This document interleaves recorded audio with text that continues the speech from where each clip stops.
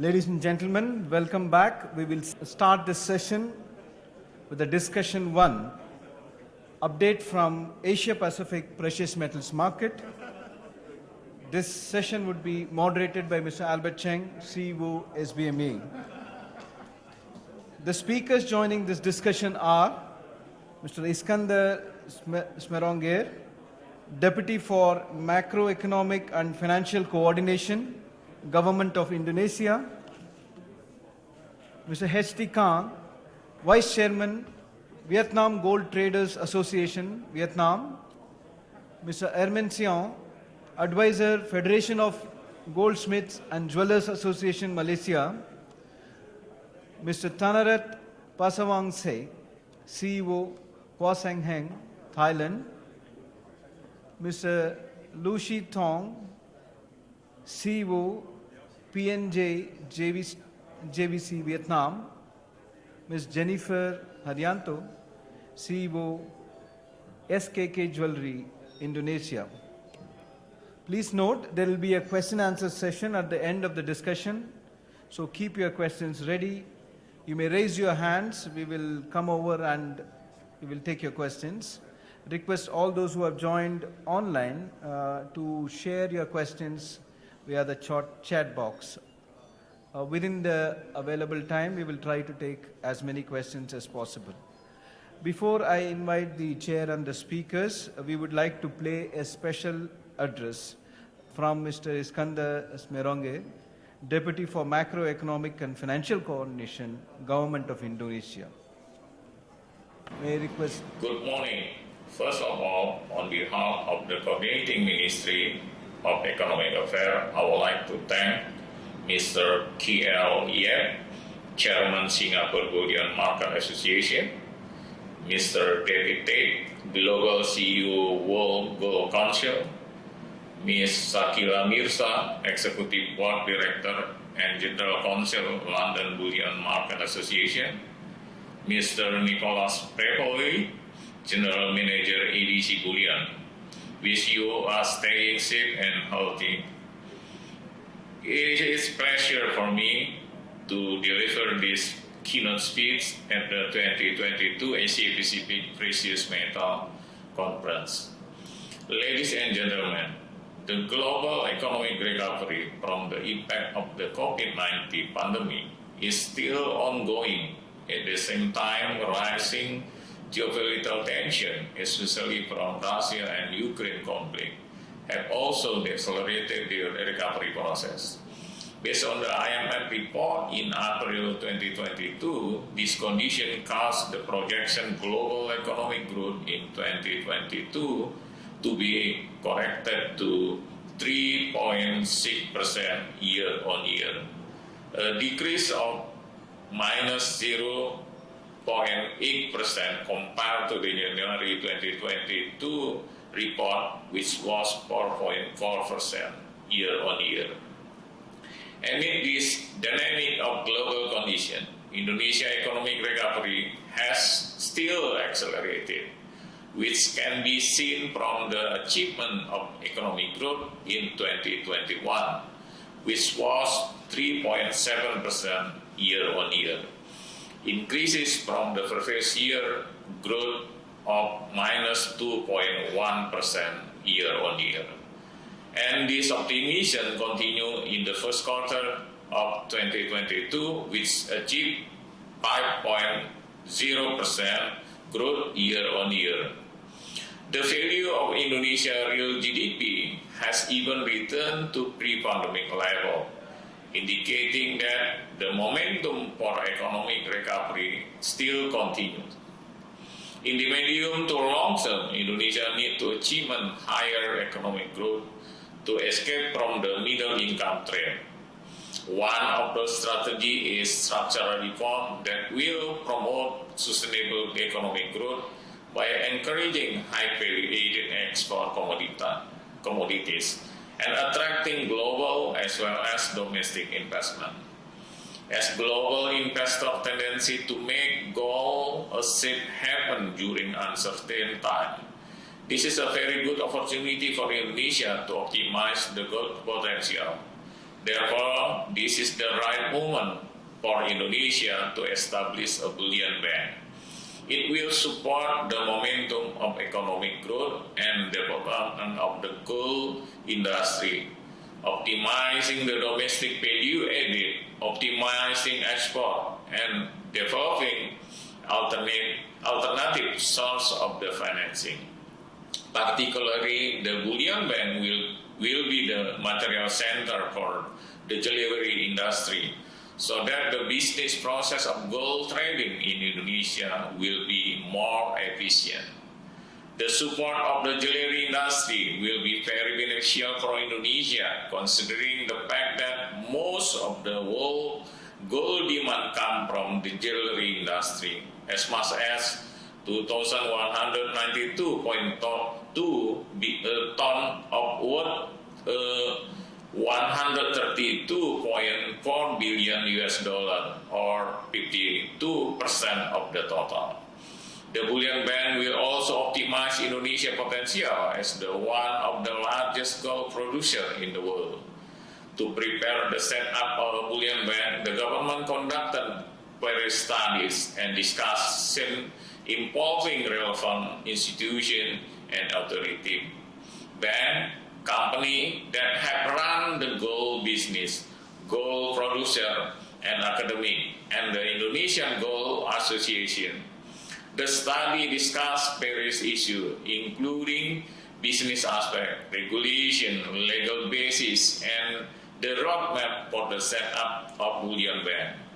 All those studies become a valuable lesson for Indonesia to start a bullion bank. We would like also to thank international gold institutions such as World Gold Council, Singapore Bullion Market Association, and other institutions which already share their valuable experience with us since 2021. Ladies and gentlemen, Indonesia focuses on three main concerns to set up a bullion bank. First, tax aspect. In Indonesia, domestic transaction of gold in granule form is changed with 10% value-added tax (PAT). This causes this gold producer to prepare to export granule and re-import the gold bar. To resolve this issue, the government of Indonesia has issued a regulation that imposes 0% PAT (value-added tax) for domestic bullion transaction. With this regulation, Indonesia could export higher value product, lower import, and increases domestic gold transaction. With the establishment of the Indonesian Bullion Bank and the provision of various incentives for domestic gold transaction, the role of domestic bullion bank as a material center to the jewelry industry can be functioned optimally. The second main issue is the institutional form of bullion bank. Based on benchmark from several countries, the transaction from conventional banking business to banking that can serve all transactions, including bullion, require significant changes in various aspects, including institutional and regulatory. Taking this into account and the complexity of the process, Indonesia will establish the bullion bank in gradual manner through a roadmap. According to the study, the roadmap for bullion bank Indonesia should be carried out in 3 phases. In phase 1, piloting the implementation of bullion bank through selected non-bank financial institutions. Then, in phase 2, commercial bank can perform some function of the bullion bank. Then, in phase 3, commercial bank can perform most of the bullion bank function. This gradual process is in line with suggestion of the World Gold Council and the Singapore Bullion Market Association. The government of Indonesia is still doing an in-depth study to make sure that bullion bank will be in line with effort to maintain financial stability and to align with the regulation in Indonesia. The third issue is the legal basis for bullion bank. Currently, the regulation in Indonesia still does not allow banks for doing gold-related financial transactions. To overcome this issue, the Indonesian government preparing an in-depth study on the legal basis following the implementation of the bullion bank as outlined in the roadmap and making sure that bullion bank build business and fit the current regulation. On the other hand, Indonesia also faces various risks and challenges, including the low gold forward linkage. This indicator is in line with per capita gold consumption in Indonesia, which is still low compared to peer. In addition, the readiness of institution, regulation, funding, infrastructure technology, human resources, and good risk management is still a big job that must be prepared by the Indonesia government in order to establish bullion bank. To continue this effort, the government of Indonesia committed to finish the institutional form of bullion bank in Indonesia and strengthening the legal basis of bullion bank, doing an in-depth analysis of macro impact, also deeper study for creating the best suit bullion bank ecosystem for Indonesia. Ladies and gentlemen, I feel deeply honored to be among the distinguished speakers and participants. We are looking forward to continuing our discussion and knowledge sharing to accelerate the establishment of the bullion bank in Indonesia. More than that, I hope the knowledge we have gained and the talk we have raised about bullion bank during this seminar will be useful in our area of work and future endeavor. Thank you very much. Thank you very much, Mr. Iskandar, Deputy for Macroeconomic and Financial Coordination, Government of Indonesia, for delivering that special address. Now may I request Mr. Albert Cheng, the moderator of the session, to come on stage. Along with him, may I request also all of the panelists who are present here, Mr. Hesti Khan, Vice Chairman, Vietnam Gold Trade Association, Mr. Emin Siao, Advisor, Federation of Goldsmith and Jewelers Association, Malaysia, Mr. Thanaras Paswangai, CEO, Hua Sang Heng, Thailand, Mr. Lu Shi Tong, CEO, PNJ, Vietnam, and Ms. Jennifer Haryanto, CEO, SKK Jewels, Indonesia.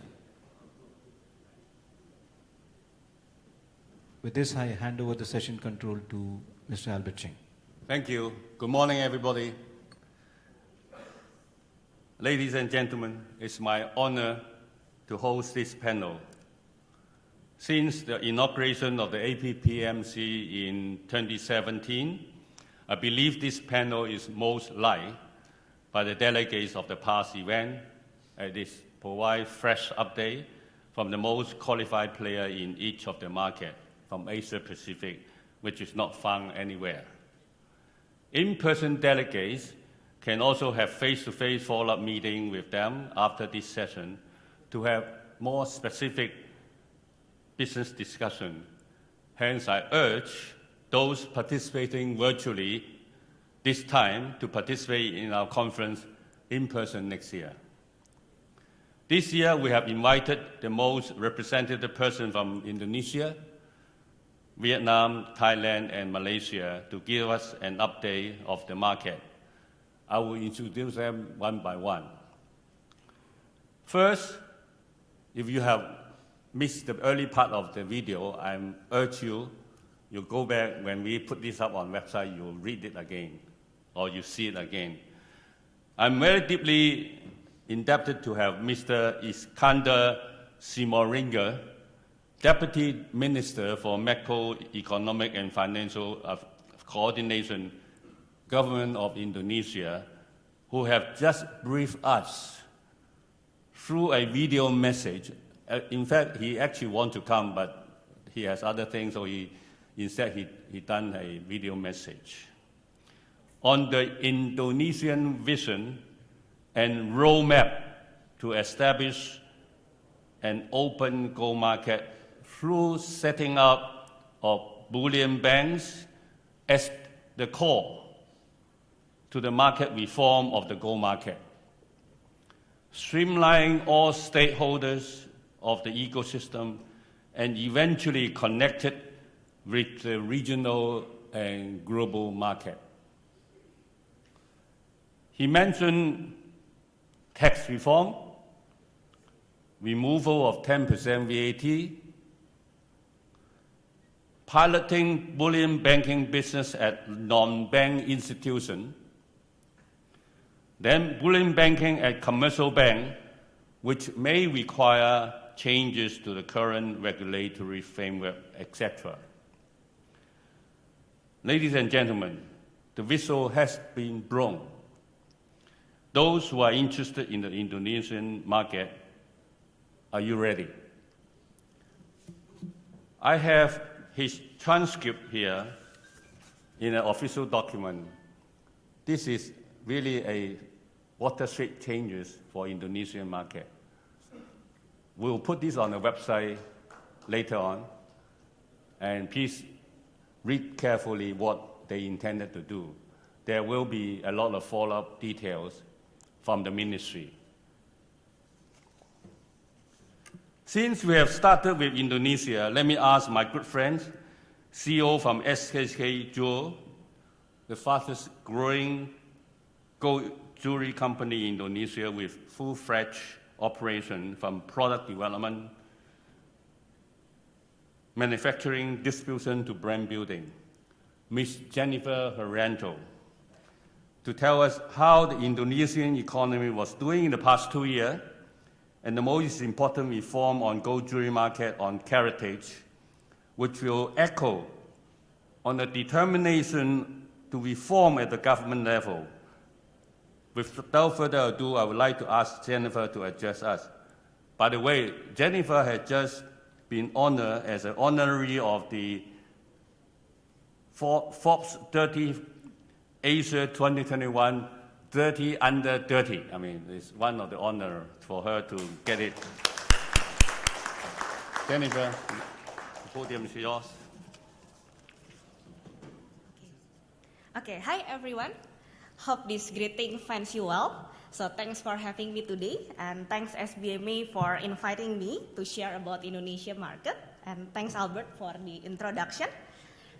Okay, Indonesia's GDP growth starts to stabilize to the range of 5% from Q4 2021 post-Delta variant. It's already back to the level of 2019 of pre-pandemic. The inflation itself rose faster in Q1 2022 at 2.6%. Okay, so we had Omicron outbreak in February 2022, which at that time the government had the social restriction again. However, since the restriction was only for 1 month, it only had small impact to the consumers and also to the business. So the consumer confidence index, which also indicates the power of consumer spending, is now almost back to the level of pre-pandemic. Okay, in terms of the regulation, as Albert has mentioned before, so Indonesia made a significant progress in the past 2 years from establishing the board committee of the gold regulation led by Ministry of Industry and also the National Standardization Agency. The first national standard, or usually called SNI, released in the end of 2020 to be implemented from 2021. It regulates the minimum gold content of each karatage, which the minimum to be called as the gold product is 8K. Before, there were 6K and 7K gold jewelry in the market. With this standard, it's not eligible to be called as the gold jewelry. Another important milestone is to protect the consumers with the right gold content declaration both from the manufacturer and also the retailers. If the gold content is only 72% or 73%, it cannot be stamped as 750 or 18K, but as 17K, since it doesn't meet the minimum gold content for 18K. The regulation is still now not mandatory to implement, but it shows a significant progress of Indonesia gold regulation that hasn't been developed before. The manufacturer can apply for SNI certification. After being certified, the government will release an official certificate as shown in the picture, and the manufacturer can use SNI stamp for the products and all collaterals such as the packaging and social media. This SNI stamp marks the significant progress of Indonesian consumers' protection to buy the gold products. To ensure the compliance of the implementation, the government does the random audit periodically to the manufacturer and also to the retailer. Okay, besides, the government has also ratified 2 more national regulations related to the precious metals in 2022.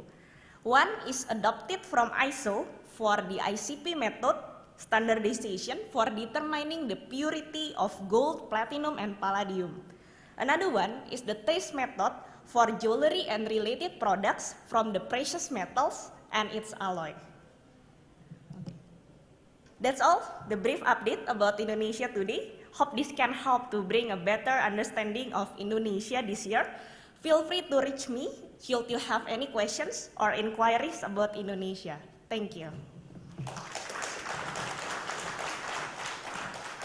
Thank you, Jennifer. I only give her a few minutes, so she is only able to highlight some of the changes in the country. I think from my experience of dealing with various countries in the region, the government has done something right by actually setting up standard first before they reform the market. And having a standard for jewelry practice is very important. Unlike many other countries, the rules and regulations usually follow the market when the market is already in a chaotic stage. So setting up, as the Deputy Minister talked about, setting up a market structure for the bullion market through bullion banking, first at non-financial institution, then with commercial bank, and then also put standard on the jewelry sector is a very important parameter for any reform of the market. And I think they are on the right track. And more will be, I think, will be announced in due course as I gather from the market.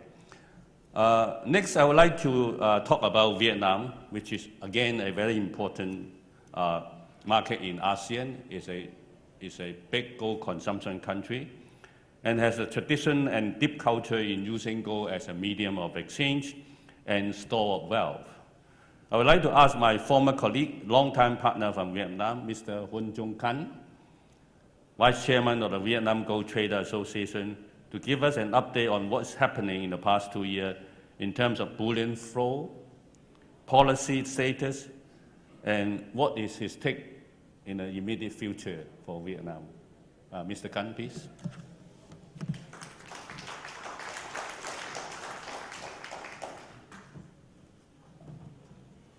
Good morning, ladies and gentlemen.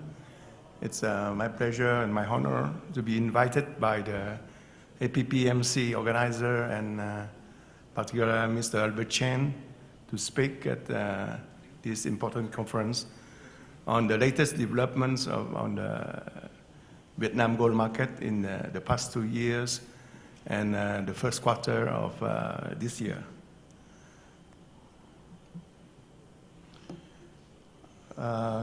Like you know, although that the market was badly affected by the global pandemic, Vietnam physical gold demand was recovering well in 2021 with an increase of 8% year on year and with a total consumption demand of 43 tons, sorry, in which retail investment, meaning that bar consumption, was at 31 tons, and jewelry consumption is at 12 tons. And it's ranking second among the Asian gold market. I think it's only behind Indonesia. Total demand of gold in the first quarter of this year have reached the pre-COVID level of 19.6 tons, nearly 20 tons, in spite of a recent gold price hike. And we can think that it's forecasting another good year of business for the Vietnamese gold traders.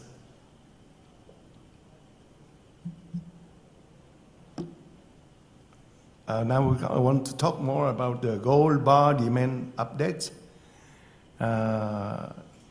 In 2021, demand for gold tail bars and other forms of retail investment gold, such as the tree rings, the gold coins, the gold emblems, was still prevailing at 72% of the total gold offtake, meaning that only 28% is gold jewelry, but still 72% is still a gold bar.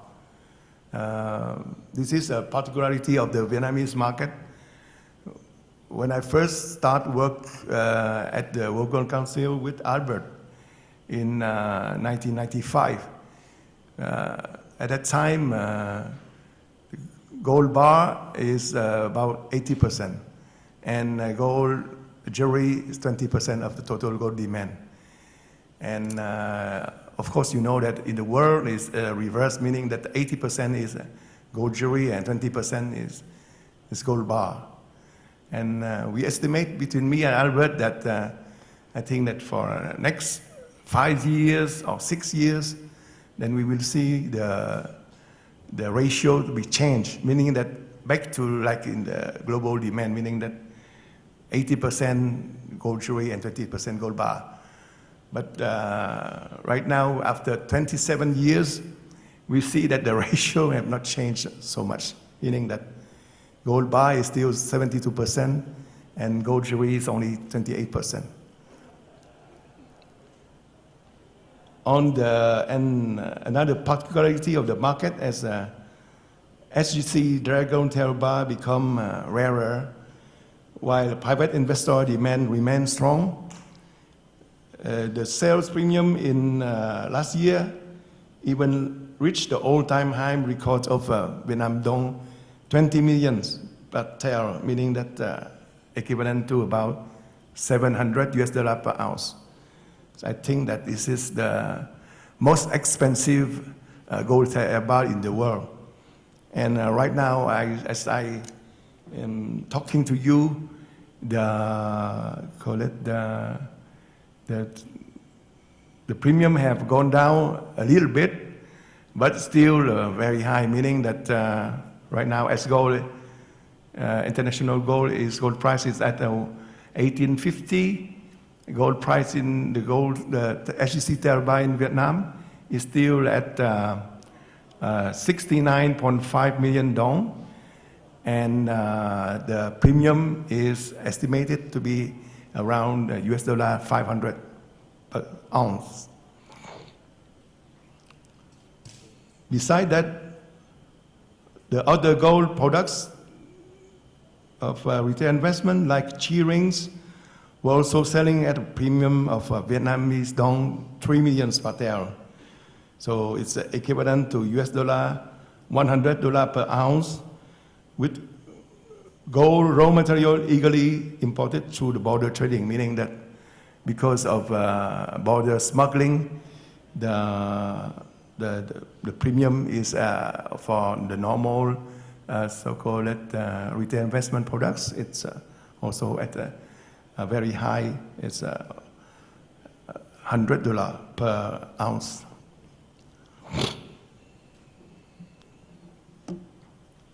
On the gold policy update, so starting from 2020, during the pandemic, the State Bank of Vietnam have implemented the following key changes in its gold management policy. The production and sales of gold jewelry, including 24-karat gold investment products, were completely liberalized, meaning that there is no need for licensing and supervision by the SBV anymore. Production and sales of a gold tail bar are still conditional and need to be licensed by the SBV. The condition for licensing were more simplified, although the condition for licensing were more simplified and relaxed. Gold raw materials were temporarily granted for manufacturing of gold jewelry destined for exports only, meaning that until now, the gold raw material official import is still not allowed by the central bank. But we are working between the VGTA, Working Council and SBMA to organize a conference in the near future in order to get this import problem solved. On the gold perspectives, so the Vietnam Gold Traders Association is currently working with the State Bank of Vietnam on these potential policy changes. First, authorization for the sales and production of other gold tail bar brand beside the HEC bar. Second, granting of import quota for gold raw material destined to manufacturing of gold jewelry and other gold products based on documented proof of production and sale. And the third is setting up of a national gold exchange in Hanoi or Ho Chi Minh City under the management and supervision of the State Bank of Vietnam and based on the Shanghai Gold Exchange model. So before I say thank you for your attention, this is a picture to show the close affinity of Vietnamese consumer to gold. Last March, on the Women's Day, there is a Vietnamese businessman who have presented a bouquet of, not of flowers, but of gold tail bar. And this is a bouquet of 100 HEC tail bar and about 120 ounces of gold to his wife, and then it's worth, of course, it's a very expensive bouquet. It's worth about $300,000 US. So thank you for your attention.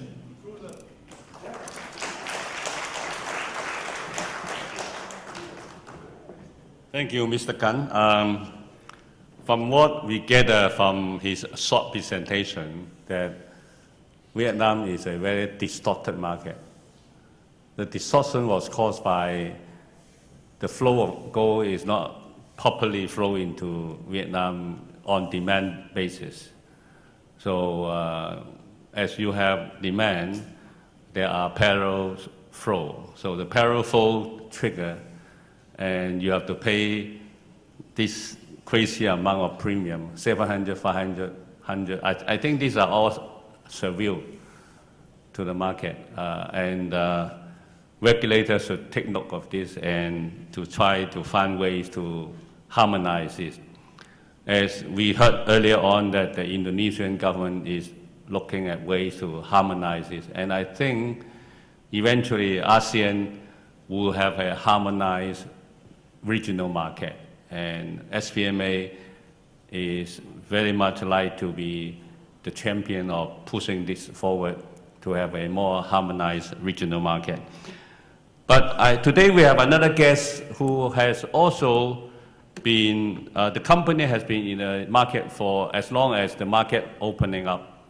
And out of the last 30 over years of development, this company, Fun Yong Jewelry Company, which was started, as I remember, about 50 workers in a workshop, and the capital base was 7 tael of gold bar.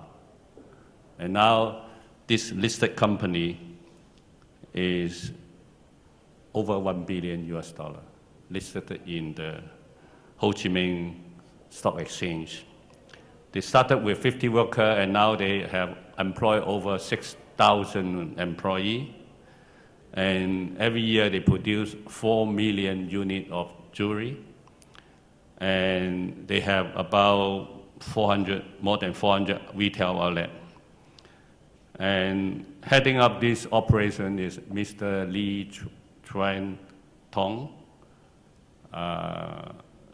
He is a CEO, and he is not belong to the family of the owner, which also tells us that jewelry business, if you have to grow, you have to employ talents and external experts to help you to grow. May I invite Mr. Lee Chuan Tong to tell us a little bit more about Fun Yong Gold Jewelry Company.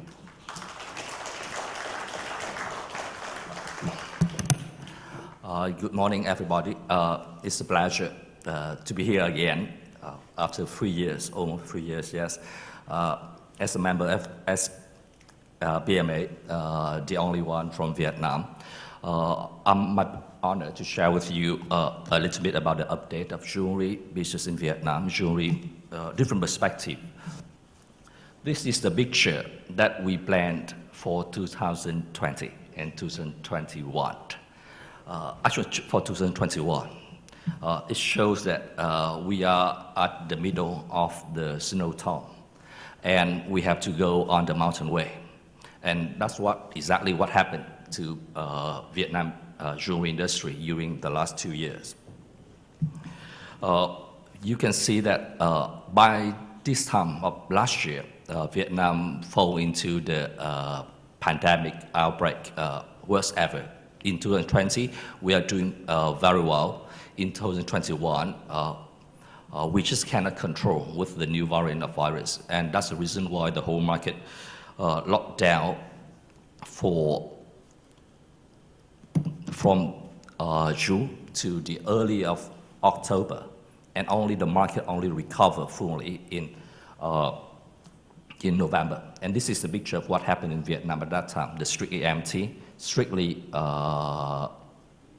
social distancing, strictly locked down. People, just like what happened in Shanghai a few weeks ago, people it's very difficult to find the milk for their babies. And of course, it's severely hit the jewelry industry. You can see that most of the shops have to be locked down, and during the pandemic time, people need cash, because in Vietnam, as Mr. Khan just shared earlier, we have a long history and long tradition of gold as a wealth mechanism for store of wealth. And that's the reason why during the pandemic time, it is not about the selling, it is about the buying back of the purchase in the past for jewelry. Customers go to the shops, they want to exchange the jewelry they already bought in previous years for some cash so that they can cover for their living. And this is what happened to the market. I share with you some numbers. If you look at the peak in the April of last year, there's a peak there. If we compare to, because this is month on month, we compare with the previous years. So on April of 2020, when the country is totally locked down, so the market dropped dramatically. So that's the reason why you see the peak recover if we compare by month in last year. But right after that, starting from May and especially from June to October, the market is deeply closed.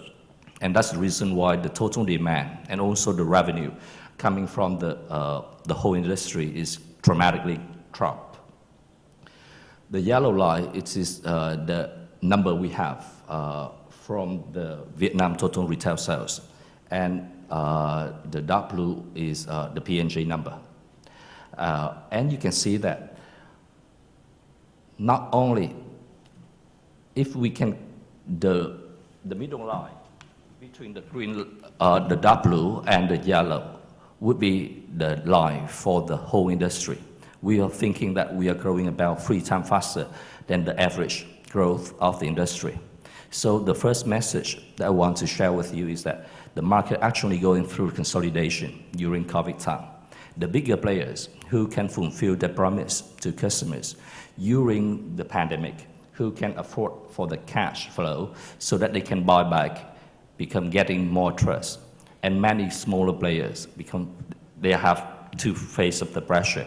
On one end, they just cannot earn the revenue. On the other end, they just cannot manage their cash flow so that they can have fulfill their promise for buying back. So make the whole industry going through the consolidation.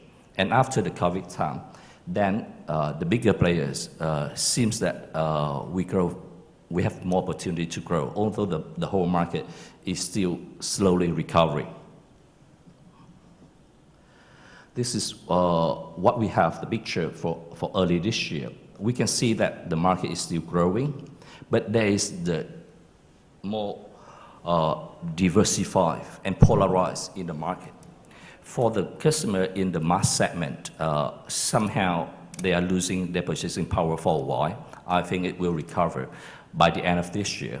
But for the upper market segment, people just cannot travel out. They just cannot travel to Singapore or to Hong Kong to buy for jewelry or to spend for their vacation. So they spend on jewelry. In one way, just the nice treatment to themselves and also a way to save their wealth, especially inflation starting to grow early this year. And this is the picture of the growth of P&J comparing to the gold jewelry demand. If we look at the peak of Q2 last year, we grow at the speed lower than the total market, just because in the previous year, 2020, we are doing better than the average of the market in trying to maintaining our revenue. That's the reason why we grow 71% comparing to the quarter of 2020, while the market recovered in the whole market recovered almost 120%. But then the whole market collapsed in last year, and even early this year, the growth is still about 20% only. We hope that the market will fully recover, not in this year. I'm afraid that, in my opinion, the market, the retail consumption of jewelry can only fully recover next year. I just want to add in another point of view, another perspective on how SBV, State Bank of Vietnam, dealing with gold. Actually, at the Vietnam Gold Trader Association, we also have a discussion with State Bank of Vietnam, try to open doors. And it seems that the discussion is going on the right way, and this is a promising optimism about the State Bank will open the doors. But recently, we can find that especially from March up to now, the CPI in Vietnam starting to grow up again. And that will somehow make the SBV policymaker, they have to control, they have to think twice. Because in the past, if you recall that in 2012, when State Bank of Vietnam tried to control the gold market because they want to beat inflation. And during the last 10 years, they've frozen importing gold into Vietnam. So during the last 5 years, CPI in Vietnam is very well controlled. That's the reason why until the end of last year, they're still confident that they were starting to open the market again. But for early this year, and especially you can see the inflation is around the world from this time. So that's the reason why we're just afraid that that process may take a longer time for SBV to make the new opening step for importing gold again. But we hope that next year will be, they will have some initial step to test the market, to test with a new process. And even this is what we have for the outlook for this year. This is outlook for P&J. We work together, and this is every year we have a picture that we show you earlier, and this is a picture where we look forward. We have blue sky. We have no longer snow, but far we still have the snow. This is inflation. That may hit on the consumption. The road is not a straight road. It is not the motor highway. We still go on the mountainous highway, the mountainous way. That the industry, the jewelry industry, have to go through the consolidation.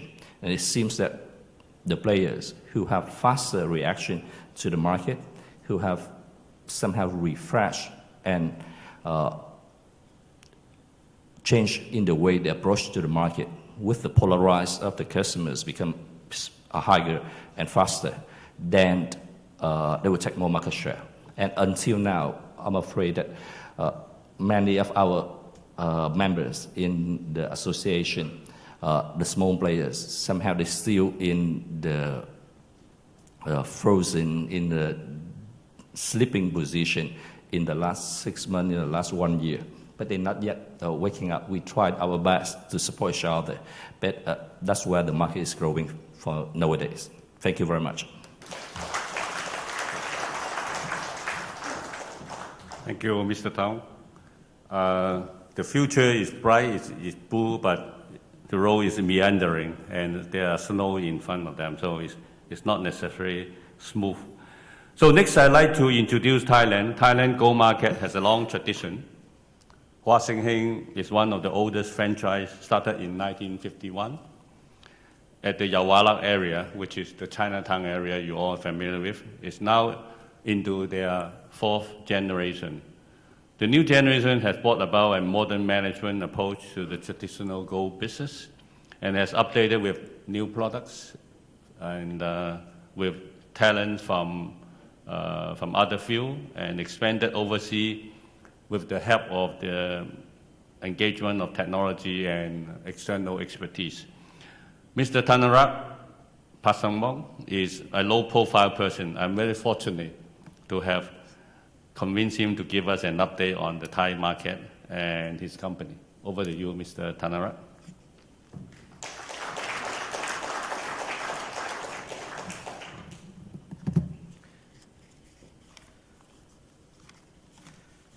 Good morning, ladies and gentlemen, friends and delegates.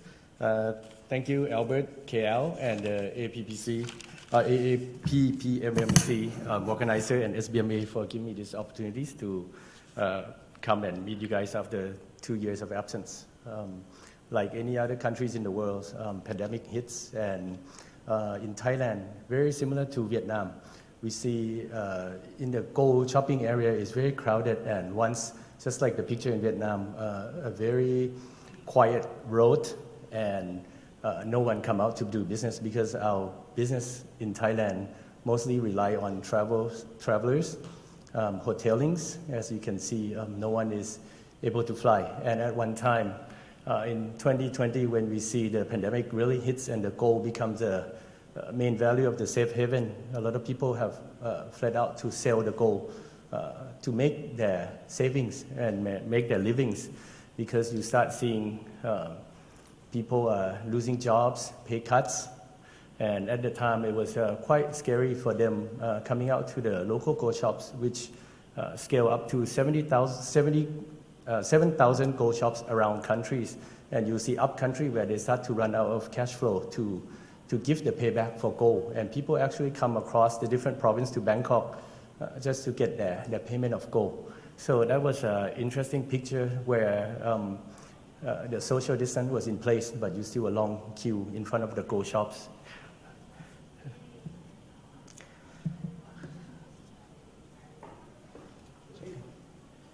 Okay, thank you. So with all this, as the inflation grows higher and you see the US dollar strengthening, Thailand this year the Thai baht has slipped for a 5-year low against the US dollars.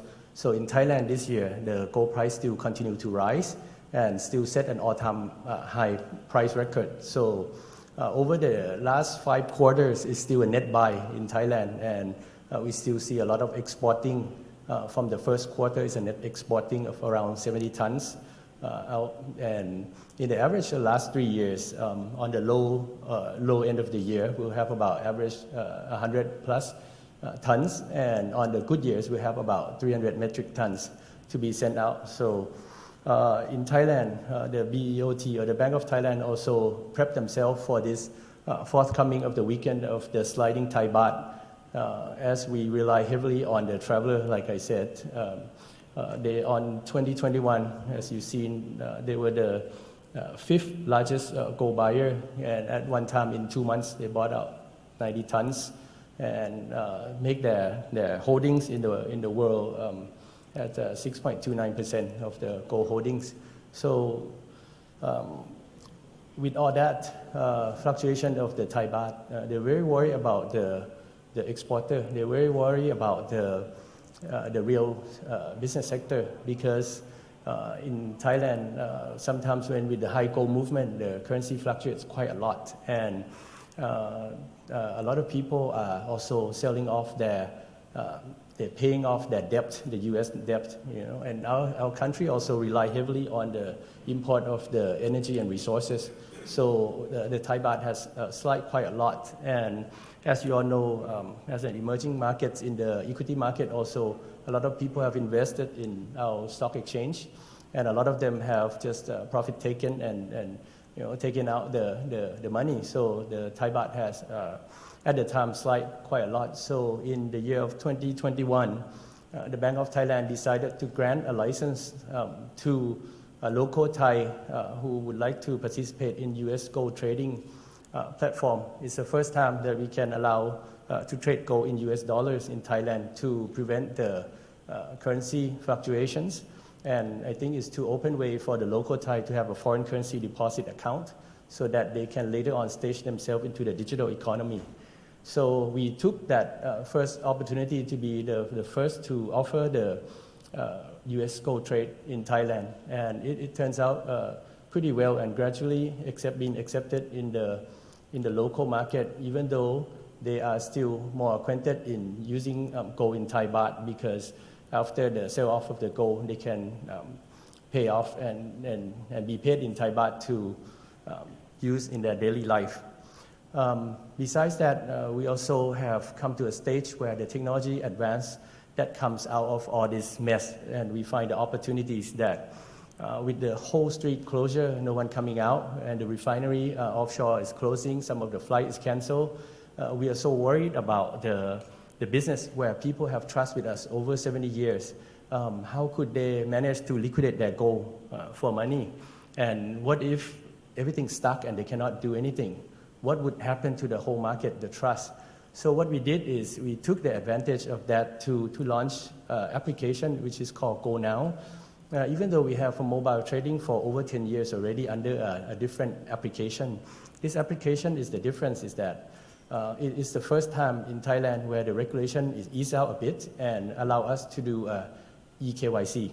And within around 1 minute or 2 minutes time, you can open an account and be linked to the Ministry of Interior to check your identity and to be able to link up with your the API real time, link up with the bank account so that at the off hours, like 1 a.m., you sell your gold, you get your money instantly, fully paid into your account. So that creates a lot of demands and churnings and volumes. And we actually reach out to 77 provinces, which is throughout the country within 3 days of people actively opening an account. So it gives a new behavior to go buying in Thailand so that they can easily open an account and trade, just like during that time when we hear a lot about cryptocurrencies.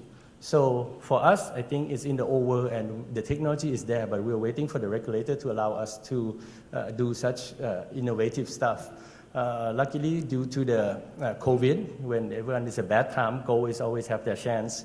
So during that time, I think it was the change that makes the impact. And now we grew this, since the October of last year, the revenue has doubled on the volume because of this application. So it was amazing how the technology will closing down the gaps of the people coming into the shops, because Thailand is probably one of the largest OTC market in Asia behind China and India. And as you see, we have about, let's say, 60 wholesalers and over 7,000 retails. And just a few online trading platform, let's say 10. But on the other side, we have the institutional side, which is offering as an asset management company to offer the gold funds, which accounted for 49 large gold funds in Thailand, which is quite a big number of funds. And out of that, all the holdings on some of the funds are actually one of the largest holdings in the world also. So just to show that the part that the institutional play in Thailand also push forward. Rather than the local bullion house, the institution also try to push the intrinsic value of gold that the Thai people like to be on the investment part and on the digital part also. Another part, moving to Thailand Future Exchange, the exchange trading in Thailand, it started on year of 2008. Yeah, since that time, we have a daily average of about 1,500 contracts a day. At year 2021, it was up to 50,000 contracts a day on average, with just two products, Gold Online Futures and Gold Futures.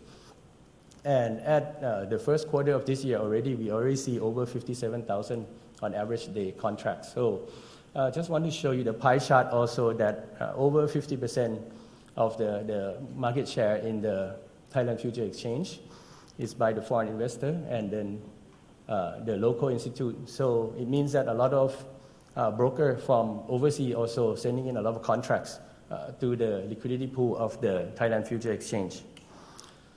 So now I come to my last part on the challenges ahead.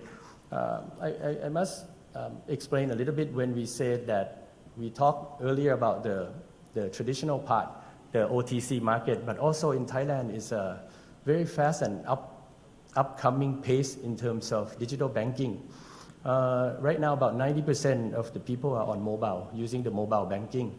And the banking industry in the last 5 years has not have any revenue growth. So they also worry about the disruption of the non-bank and the technology that's come into play. So they have fast forward a lot of retail payment, as you can see the QR payment, not just using with the local consumer, but they now can do across the country to do the remittance. In Thailand, they already have started a retail CBDC, central bank digital currency, during the COVID time when they need to pass out government spending to the population, then they do it through the mobile also. Even your tax return, now you will also do it through the mobile banking. So this push going forward along with very mature mobile banking, and when the commercial bank also need to find a way to escape their disruption, they also want to present themselves as a super app so that everyone go to their application can do everything. So now the Bank of Thailand also in their roadmap into, I wouldn't say of a liberalized, but they are adapting to a changing world that is in the fast pace of the digital economy. They are planning to allow the commercial banks to trade gold. So this is the challenge ahead for the bullion house in Thailand. But why I just put a small hashtag on Save the Bullion House? It does not mean that we are not in the fast changing world to adapt, but I'm just saying that for the 7,000 shops or the small shops out there, the lack of communication and knowledge, they're just doing a day-to-day, whether they, just like the Vietnam, whether they wake up yet or not on to see the bigger picture of the digital asset coming up, the blockchain. These are the challenge for them to be able to find themselves in the right place in the future. The roadblock due to unclear regulation, I would say even for regulators themselves in Thailand, they are caught in the middle where they feel that the non-bank is approaching very fast. The overseas startups are offering on the internet-based world nowadays, and they are trying to help the local bank to move on to the next step of the right, I would say, the more deregulated and be self-regulated. So with this part, they also have to set up a good compliance and good risk management to allow this a successful transformation.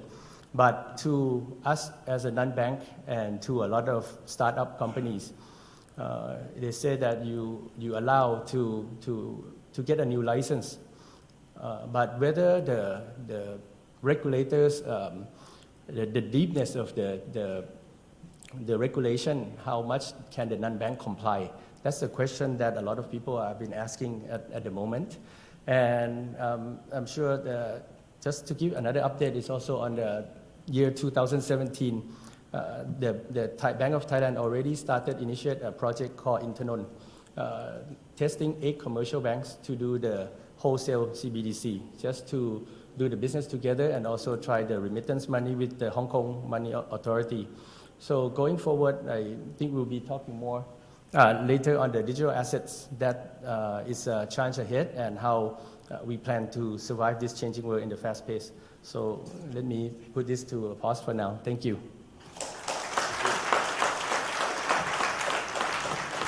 Thank you, Thanarat. I think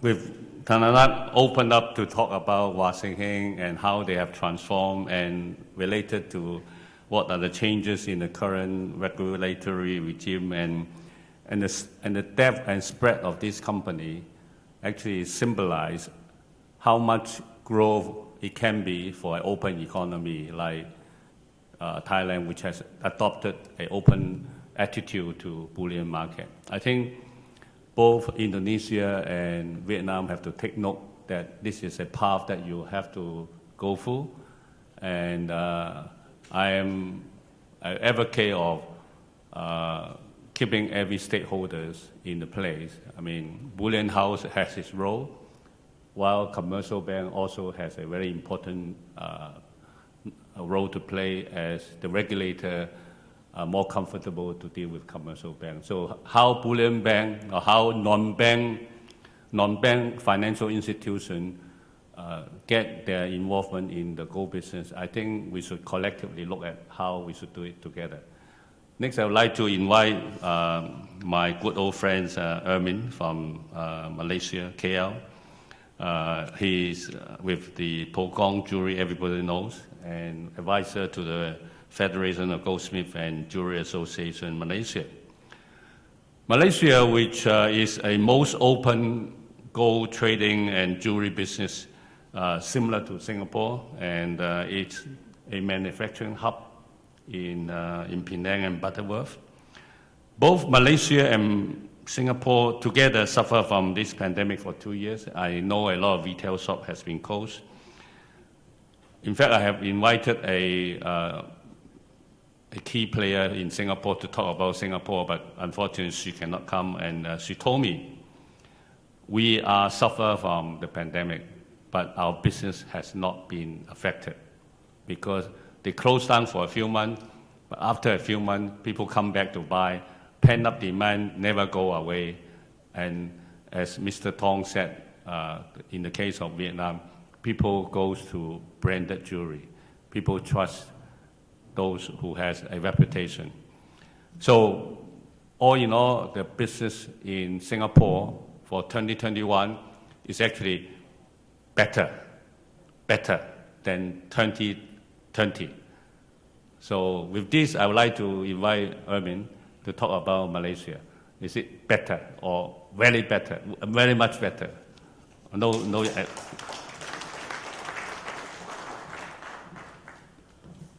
Thank you, Albert, Mr. Albert.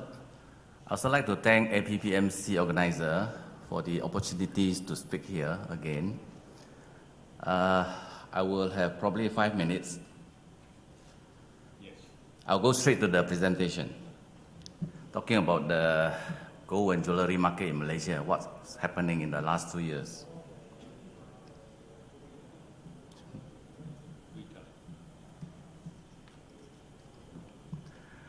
Like most of the countries around the world, we do have lockdowns, and we have our first lockdown in March 2020, which lasted about 47 days. And during this lockdown, only essential goods and business allowed to operate. So all the jewelry shops, retail stores, manufacturers, they are not allowed to operate.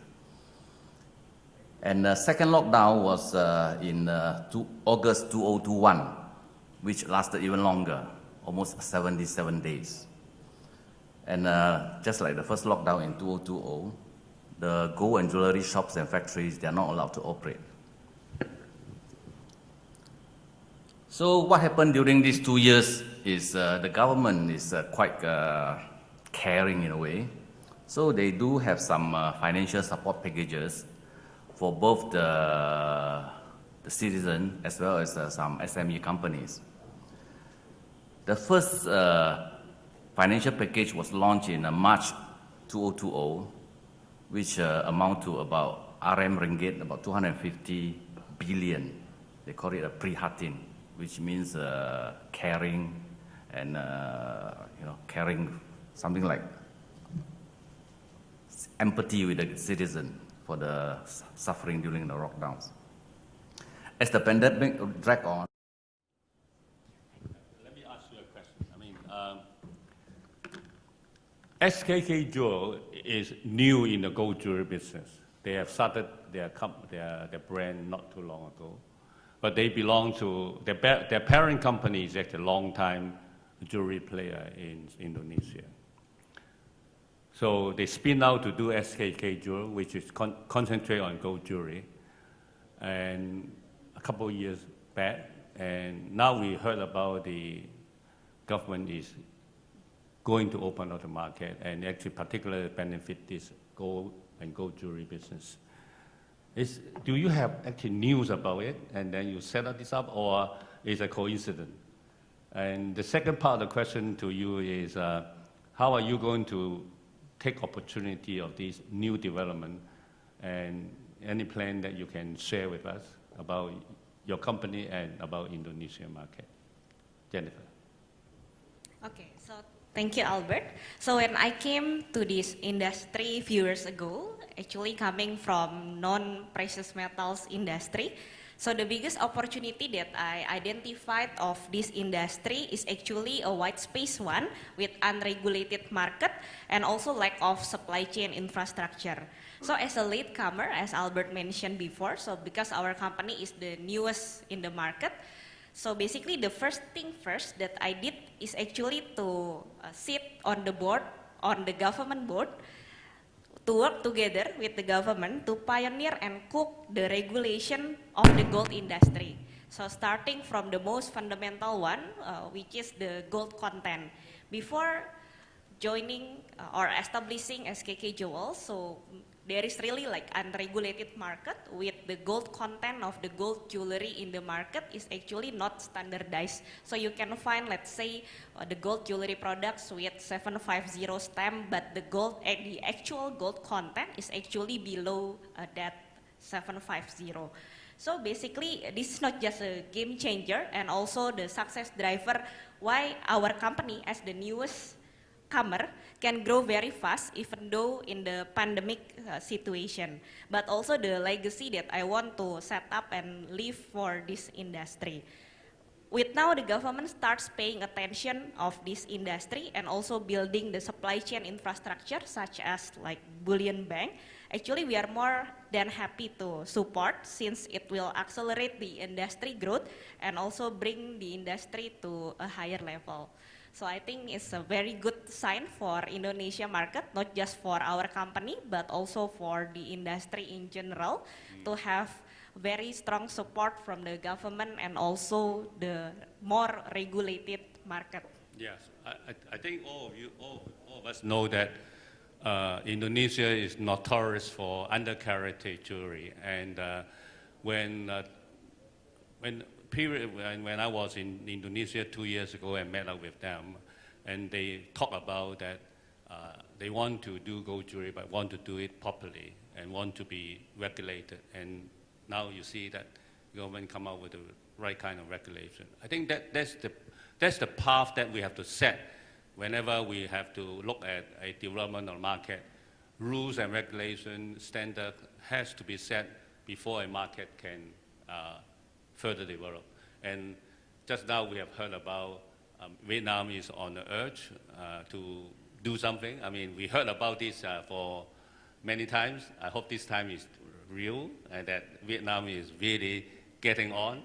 And I'm also very happy to understand that from Thanarak's explanation that in fact the Thai gold market is very sophisticated. You have everything. You have actually things that is more than Singapore. We don't have a future exchange, you have a future exchange. So I think Vietnam should look at Thailand as a role model and maybe can jointly develop. And I think together we can form a very coherent and harmonized regional ASEAN market. And that's, I think, I hope to conclude today's panel, and I'd like to thank every panelist. I'm sorry that I don't have too much time to continue. I'm over already, now -1. Okay, 0. Okay, thank you very much. Please put a round of applause to our panelists. Thank you. Can we take a picture together in front? It was indeed an excellent panel, moderated by Mr. Albert Cheng. We have a lot more questions, and I think, we need to catch up with all the experts of the panel, Mr. H.T. Khan, Mr. Herman Sion, Mr. Thanarat Pasamangay, Mr. Tri, Mr. Tong, and Ms. Jennifer. Yes. Thank you so much. A big round of applause to the panelists. Thank you very much. Ladies and gentlemen, may I now request the Management Committee of Singapore Bullion Market Association to come on stage for a photo opportunity. The Management Committee is responsible for this conference, and therefore it's a privilege and honor to invite the Management Committee on stage for a group photograph quickly before we go for lunch. A quick photo session. For that, may I request all the Management Committee members of Singapore Bullion Market Association. For this photo session, you can take off your mask. Yeah. Ladies and gentlemen, a big round of applause to the Management Committee of Singapore Bullion Markets Association.